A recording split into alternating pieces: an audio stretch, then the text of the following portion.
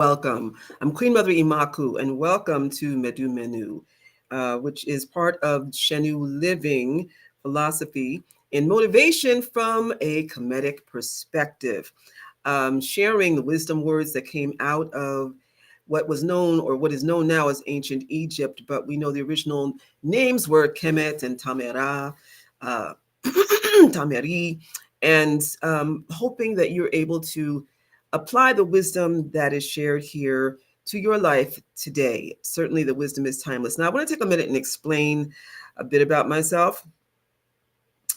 So, I am a female, a Black female Kemetic liberation theologian and scholar and yogini and high priestess.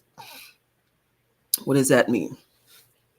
Well, to be very honest with you, a lot of the folks who resurrected the modern day practice of Kemetic traditions, in truth, were men. And so, giving props because somebody had to do it. But there were a few women who were involved as well. But, this is kind of typical of any reestablishment, reorganization of something. And usually the women are at the foundation, behind the scenes.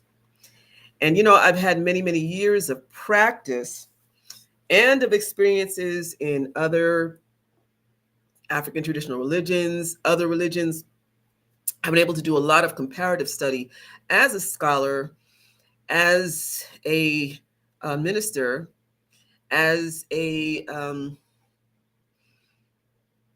activist, certainly as a thinking person who is working to reclaim the traditions that were taken from us, and who has worked to learn as much as possible and be able to share as much as possible and apply as much as possible to my own personal life for uplifting, for fulfillment, and also for the sake of educating others. So, and I also wanted to let you know I am focusing on the YouTube channel as opposed to Facebook. Well, I will share it, but I found that broadcasting from Facebook, most of my audience, even though it's there, it's still better for me to be able to funnel everything into YouTube. So hopefully you'll you'll spread the word, you'll come and you will subscribe and meet me over here on a daily basis. So, I told you that we're going to be thinking about business. We're talking about business this year. And so I had to make a really strong business decision about what platforms work for me and which ones don't, or which ones I need to build up and make work together. So, okay, so back to the whole thing about women and our roles in building up organizations, building up traditions, reestablishing or establishing traditions, and how often we've been behind the scenes. And goodness knows I can attest to that. I've been part of many organizations where I've been behind the scenes, really helping to keep things going, being actively involved, and giving credibility to the men associated with it. I've been initiated several times, a lot of different traditions, and under a lot of men. And, I found that where I applied my name or allowed my name to be used, it ended up bigging up these individuals. And, this is something I did willingly, but then also I found out that on the other end, what did it benefit me? And especially because it turned out that I was bringing a lot more to the table than I was receiving. People are talking about the fact that Michelle Obama is skipping the inauguration. Yes. And the fact that she skipped Jimmy Carter's funeral, he was somebody I deeply respected. I felt that he was a man of integrity, okay? But I understood completely why she skipped it. Michelle has put in more than enough time in helping to build up various institutions, and even in building up her husband. People were not really feeling Barack Obama until Michelle stepped in and actually was guiding him to different places and uh, helping to integrate him into different Black communities because, that really wasn't his scene. So she actually made him who he is. And wherever she shows up now, she still offers credibility to him simply because of who she is. As a standalone person, she was strong lawyer, strong mother, strong woman, strong Black woman. And there is a lot of respect that goes along with her name and her awareness of what she applies her name to. What do you big up? Who do you big up? And why? So this takes us to the next verse that is in our study of the instructions of Prince Hajidef. And I'm only going to use one half right now of the next verse. We're going to just focus on this. We've talked about the importance of cleansing your life. We've talked about the importance then of owning prosperity, owning flourishing, owning having a good life, owning abundance, all right? And making the choices based on the fact that you've cleansed yourself and you want to be very mindful about the choices that you make thereafter and expecting abundance, okay? Now, the next portion.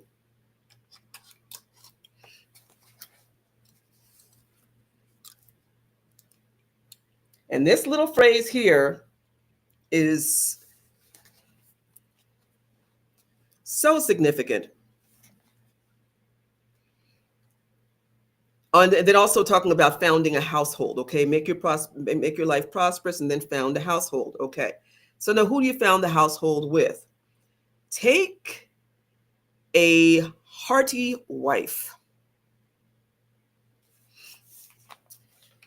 So that's the interpretation here in the Lichtheim version. There are others that say take a loving wife because it is based on the word ib, which refers to the heart. However, in this, it is understood that heart is not referring here to love, all right? Because if love was when intended here, the word mer would have been applied, okay? Or variations of mer, because that is what love means. Ib refers to intellect, wisdom. In fact, let me share exactly what it says here. As in the Budge Dictionary,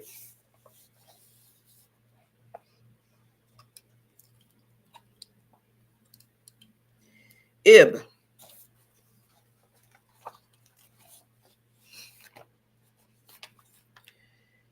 heart, middle. And I think that's interesting because here it refers to then being centered and grounded, interior, sense, wisdom, understanding, intelligence, attention, intention, disposition, manner, will. Here you have wish, you have desire, not the same as love. Mind, courage, you have lust, and you have self. And why? Because these really go back to the whole thing about intentions of what is in your heart. It was believed that intelligence was found in the heart and the head in ancient Kemet. So I believe that the true interpretation is to find a woman of intelligence, a woman of wisdom, a woman of integrity and intention. Why? Because in Kemet, and this is not about, we're not talking about sexuality or anything like that, we're just talking about partnering. But it's important to understand this about how women were regarded in the early days of Kemet. It was understood that if you wanted to succeed, you needed to have a good woman with you, behind you, in front and around you, side by side, all right? Who's got your back, got your front, got your side. You partnered with someone who is of intelligence and wisdom and good integrity. Why? Because it was the Nebet Het or the Nebet Pair, who is the so-called mistress or female master of the house, who takes care of the estate. You're going to found a house, okay, who you're going to bring there so you can build your home and your fortune? A wise woman. Women were excellent business people. The woman who ran the estate usually was literate, was able to write her own contracts, okay? And basically was the one who kept things going. She knew about everything that was going on. If there were servants, and she had charge over the housekeepers, everybody who ran the estate, I mean, who was part of the running of the estate, she had the keen awareness of, okay? So how does that translate over into everyday life? We're not talking about just the idea of being able to marry someone or partner with someone who is going to bring value to your life and enhance your life. So here's the question, because we talked about self-worth yesterday. So what is your self-worth? Are you going to choose somebody who matches or even exceeds your self-worth? Or are you going to bring in somebody who does not match your self-worth and who you figure you're just going to groom and bring up? There was a story, I can't remember the name of it right now, but it's a Kemetic story of a man who made the mistake of partnering with the wrong person, and how his life got completely pulled apart by this person. And this is true for today. If you don't choose somebody in business, in life, who you are equally mated to, equally balanced with, then it can be your undoing. How much is this other person bringing to the table? This is for men and for women. Sisters, are you putting a lot of hopes in somebody who doesn't have a whole lot to bring into the table? We've been in a position oftentimes where we've ended up cleaning up the person in our lives, and while we're building them up, they're tearing us down. Brothers have been in the same position, okay? When you're partnering in business, have you gone into business with people who did not have the same ethics? And that's actually the very first thing. Partnering with somebody who does not share the same ethical code that you do is a disaster. Why? Because you're going to be operating from two different mindsets. You don't know if this person is going to have higher expectations of you because of the fact that they are coming from a different place, or vice versa. You don't know if this person is going to cheat you and think it's okay because that's their code of ethics. You don't know. So you have to be on the same page in terms of where you have your moral compass, okay? And then also you have to be mindful of, let me put it this way. If you're doing this for convenience, if this is something that's well thought out, is it well researched? Sometimes, especially online, we have people who look so credible, and then they turn out to just be a facade. Much of social media is about a facade. It is. So you don't often really know that person, especially right now. We have so many of us who are dealing with folks across the country, across the globe, and take people at their word. And then later find out they're not at all who you thought they were. But that's also because we're so anxious to build up heroes and sheroes without looking at what we can do. Because truthfully, right now, it is all about our saving ourselves. And if we're going to do that, then we have to do it with people that we know that we can honestly build with, and who are going to be effective, productive, honest, transparent, and if they are bringing true value to your life. Okay. That includes the groups that you partner with. I just dropped a few more groups from my life because I came to realize that the values that are exhibited here do not match mine.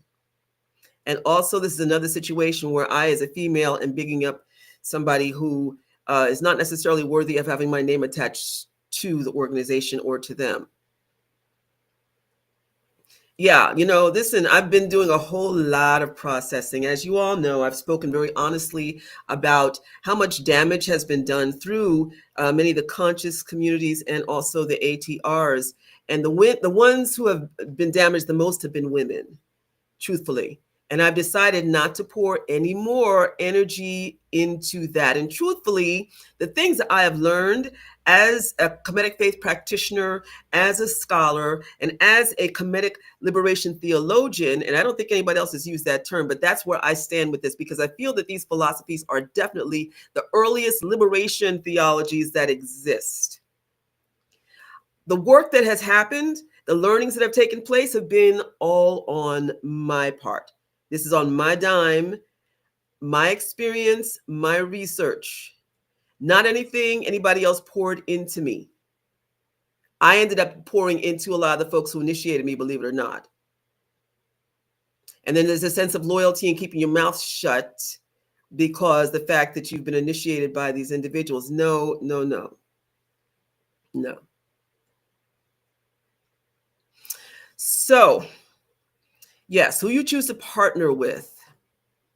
Why? What do you get out of it? What is the reflection on you? How much are you actually retaining also from the various people that you follow? Are these people who are sucking you dry? How we go into business and also who we hang around with makes a huge difference in every aspect of life, every aspect. As we are looking this year on how we can restructure our businesses for those of us who are entrepreneurs, and even for everyone who is minding their money, sit back, take a good look at who is in your life and why. Are they your value or your detriment? Are you dealing in polarity or the deficit? Or are you the one that's gaining everything and not looking at how you're draining your partner? This is my 8, polarity right here. Let us remember to approach everything with the mindfulness of my 8. Harmony, reciprocity, balance, order, justice, and higher love. Listen, I want to remind you also that you can go to my online school. Go to imakhu.info/. Oh my goodness, I have so many classes there. What is I have it as? I can't remember, but you'll see the link for Shenu Harmonious Living Institute, and you'll also see that as of Sunday will be the Kemetic psychic self-protection class that will be available for 7 days. Now, it is a pre-recorded class.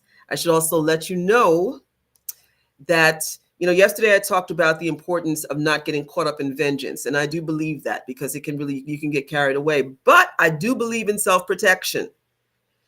Self-protection is, of course, the first law of nature, right?